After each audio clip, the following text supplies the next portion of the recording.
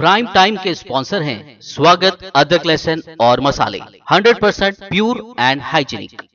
आदाब, मैं Mohammad Amjad Ali. Prime time में आपका खैर मकदम है। नाज़रीन किराम, रियासत तेलंगाना के ज़िले भोंगीर में वाक़ वसाला मर्री गांव को चीफ मिनिस्टर के चंद्रशेखर राव ने गोद ले लिया है।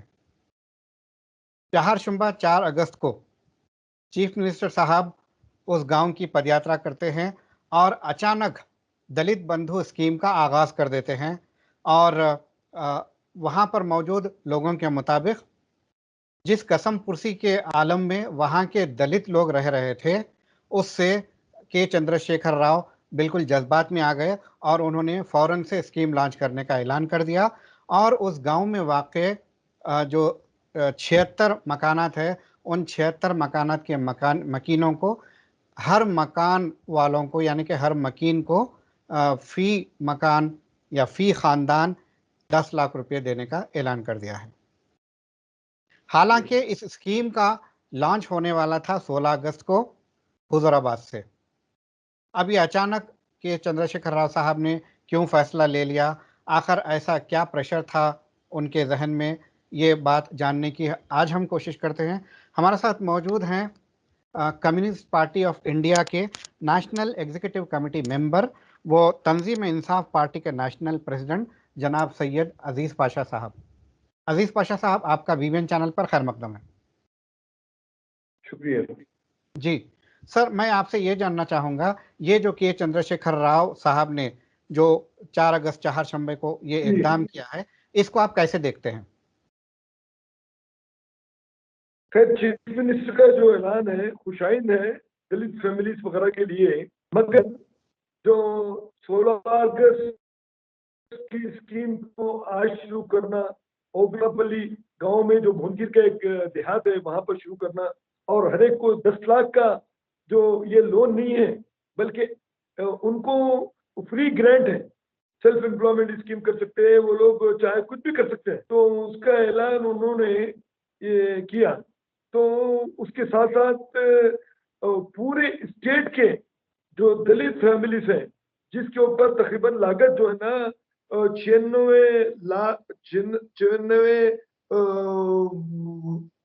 हजार करोड़ यानी नियरली 1 लाख करोड़ की स्कीम है। ये बजट इनका 3 लाख करोड़ है, तो 1 लाख करोड़ जो है दलित की वेलफेयर के लिए उन्होंने जो वक्त किया है, खैर खुशी की बात है। मगर लोग इसके मामले में चेमी गोइयां बहुत कर रहे हैं और वो चेमी गोइयों के पीछे कुछ राज कार फरमा है। अगर केसीआर साहब उनको अगर उतनी दिलचस्पी है तो इससे पहले भी उन्होंने एक ऐलान किया, बहुत अहम ऐलान, यानी हर दलित फैमिली को 5 एकड़ जमीन मैं दे रहा हूँ बल्कि। तो उस ऐलान का क्या हुआ? इनके जो ऐलानात रहते हैं कभी अमली जामा नहीं पहनते, तो इस लिहाज से कम 9 लाख दलित फैमिलीज को ना फायदा पहुंचना चाहिए था। 5 एकड़ जमीन का वो नहीं हुआ। अच्छा, जबकि वो कहते हैं कि मैं फाइनेंशियली इनको मजबूत बनाना चाहता हूँ, बड़ी खुशी की बात है। जो ऑलरेडी आपका जो एससी फाइनेंस कॉर्पोरेशन में जो 9 लाख से ज्यादा एप्लीकेशन पड़े हुए हैं, जिसमें सिर्फ खाली 1 लाख एप्लीकेशन की सुनवाई हुई, आपको उतना ही उनको ऊपर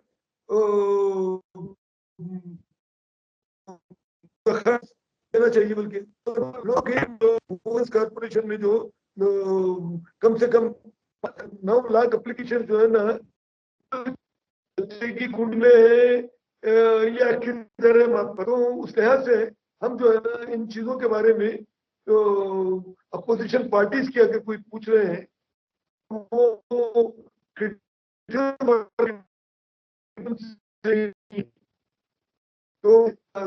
चूंकि किसी आदमी के पदों को अगर हम जो है ना समझना है तो उनके पुराने रिकॉर्ड के ये शख्स की आदत क्या है, खाली वादे करना भूल जाना है या वादा करने के बाद उसको है ना अमलावरी करना है। तो हमारे केसीआर साहब, कोई एक साहब बोल रहे थे कि अगर व्हाइट पेपर जारी करे तो उनके कम से कम 2 से ज्यादा वादे हैं जो अधूरे हैं। अब क्योंकि हुजूराबाद का इलेक्शन आने वाला है उसके लिए वो बहुत ही चैलेंजिंग। केसीआर साहब के बहुत सारे वादे, हम्म, तो कुछ अपोजिशन लीडर से कहना यह है कि अगर एक व्हाइट पेपर जारी करें हम्म, तो उसके रूप से हमको पता चलेगा कि केसीआर साहब अब तक यानी 100 से ज्यादा वादे करे, जो वादे अधूरे, वादे पूरे नहीं हुए। हम्म, तो क्या भरोसा। अब हम्म, ये जो है ना 90,000 करोड़ का जो स्कीम हर एक दलित फैमिली को जो है ना 10 लाख है ना हम्म, देंगे, और उसमें किसी किस्म की ये लोन नहीं है, बल्कि उनको फ्री दिया जा रहा है सेल्फ ओके, एम्प्लॉयमेंट स्कीम के लिए। हम्म, और उसके साथ साथ उन्होंने कहा कि आपको वाइन शॉप अलॉटमेंट में, राशन शॉप अलॉटमेंट में, एम्पोरियम में, गर्ल्स, हर शोबे में आपको जो है ना मैं बराबर का हिस्सा दूंगा। तो आज एकाएक इनके ऊपर जो मेहरबानी करने के लिए आप आगे बढ़े हैं, हम्म, वो मेहरबानी सिर्फ खाली इलेक्शन के तक है, जुबानी हमदर्दी है या ठोस तरीके से इस पर अमलवारी होगी, वो खुद मुस्तकबिल हमको बताएगा। अच्छा, तो अभी ये कहना मैं समझता हूँ कि इजी कंक्लूजन के बराबर हो गए। जी। ठीक है। मगर जिस तरह से उन्होंने ऑन द स्पॉट जो अमाउंट है वो अमाउंट का भी जो है सैंक्शन कर दिया है, 7.6 करोड़ अमाउंट जो है सैंक्शन कर दिया है, और कलेक्टर को ये हुक्म दे दिया है कि दूसरे दिन से यानी कि जुमेरात 5 अगस्त से ये अमाउंट डिसबर्समेंट हो जाना चाहिए। तो अगर खाली वादा खुशी की होता बात है, तो ये अनाउंसमेंट नहीं होता। खुशी की बात है, वो एक गांव के हद तक है वो। अब अच्छा, वो ये स्कीम को सारे स्टेट में लागू करना चाह रहे हैं। हाँ, मेरा कहना यही है कि स्कीम्स बहुत सारे जो रूलर्स हैं, बहुत सारे जो भी हुकूमतें हैं ऐलान कर लेती, ऐलान होने के बाद उस पर अमलावरी नहीं होती। तो जी, वो पहलू को भी हमको देखना चाहिए। सिर्फ खाली आज एक गांव में इनका फौरी 24 घंटे के अंदर सबको जो है ना 10-10 लाख रुपए तकसीम करके उसके बाद सुरखरुई हासिल करने के बजाय, मैं ये समझूंगा कि थोड़ा सा हम इंतजार करें और देखें कि इनकी जो 1 लाख करोड़ की जो स्कीम सारे दलितों को फायदा पहुंचाने की स्कीम है, वो जो ना किस हद तक कारगर साबित होगी, किस हद तक अमलावरी होगी, उसके बाद हम कहेंगे। तजिया जब करेंगे, करने के ठीक है, बाद अगर वो वाकई हुआ तो बिल्कुल हमको कोई, हालांकि अपोजिशन में रहने के बावजूद भी मैं उनको कहूंगा कि भाई कंग्रेचुलेशन बोलूंगा, मगर ठीक, बशर्ते है कि वो स्कीम लागू होना। सिर्फ खाली एक जगह का मसला देख के, एक हम्म, गांव का, और फौरन 24 घंटे के अंदर जो है ना लोगों को तो अमलावरी जो हो रही, तो उससे हम ये नतीजा हासिल नहीं कर सकते कि सारे अपने रियासत में क्या ये स्कीम लागू हो सकती है क्या। ठीक है, ठीक है, तो यही सवाल है निशा। जी। एक और अहम सवाल यह है कि गांव जी। वालों को कुछ पता नहीं है कि वो क्या करने वाले हैं। उन्हें कहा जा रहा है कि रातों रात खानदान सर जोड़ें और ये फैसला कर लें कि वो ये पैसों से क्या करने वाले हैं, उसके बाद आप कलेक्टर के पास दूसरे दिन जाइए और पैसे ले लीजिए। हाँ। तो इस सिलसिले में चीफ मिनिस्टर का एक सराहत है, समझिए। बोले कि हम्म, फौरन जल्दबाजी मत करो, आप हाँ, अपना पूरा खानदान बैठ के सोचिए ठीक, कि इस पैसे को कैसे अच्छे तरीके से कर सकते हैं सेल्फ एम्प्लॉयमेंट स्कीम के लिए, ताकि हम्म, आने वाले दिनों में आपका जो है ना मुस्तकबिल संवर सके। हम्म, उस हद तक ठीक है। ठीक, तो गाँव वालों को उन्होंने जो किया है हम्म, इस किस्म का, तो वो पोजीशन अच्छा ही है।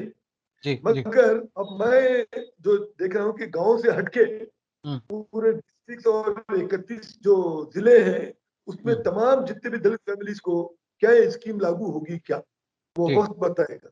जी। बस। एक और अहम सवाल कि जब लोन देने की बात आती है तो इतना सारा जो है बैकग्राउंड वर्क होता है, पेपर वर्क होता है, प्रोजेक्ट बनाना होता है, प्रोजेक्ट अप्रूवल होता है, उसके बाद सैंक्शन होता है। फिर बैंकर्स ये कहते हैं कि कहीं से आपने कर्ज पहले से ले लिया तो नहीं, कहीं का किसी बाकी कोई पैसा बाकी तो नहीं।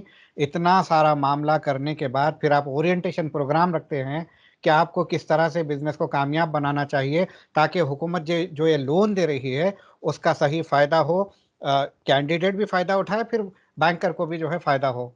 ये अमाउंट जब दिया जा रहा है तो इस किस्म का कोई होमवर्क नहीं हो रहा है, कोई ओरिएंटेशन नहीं हो रहा है, तो क्या ये दानिशमंदी का फैसला है?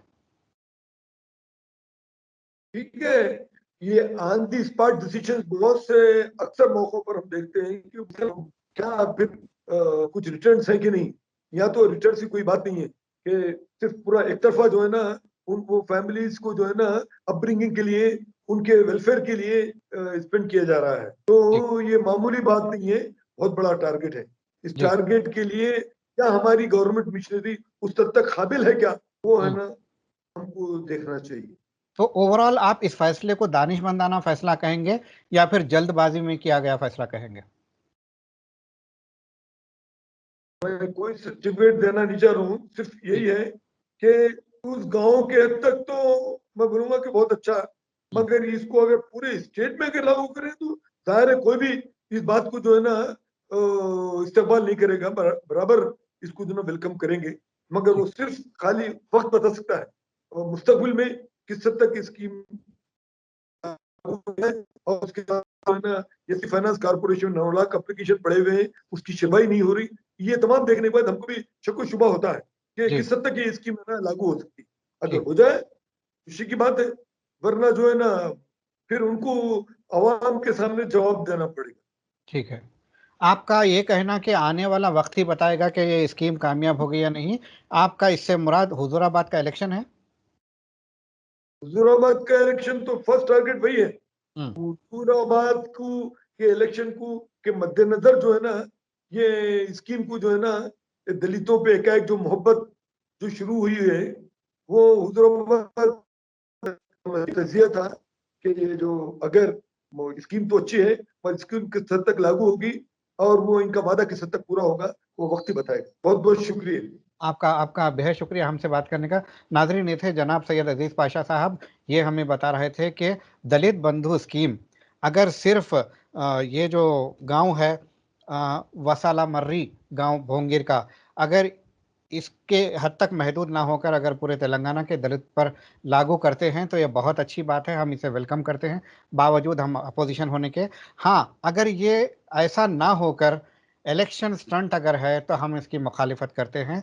अब आने वाला वक्त इन्होंने भी बताया है कि क्या कहता है कि हुजूराबाद के बाद दलितों के साथ यही मोहब्बत बरकरार रहेगी या नहीं, देखते हैं। अगले एपिसोड तक के लिए हमें दीजिए इजाज़त। शब बखैर।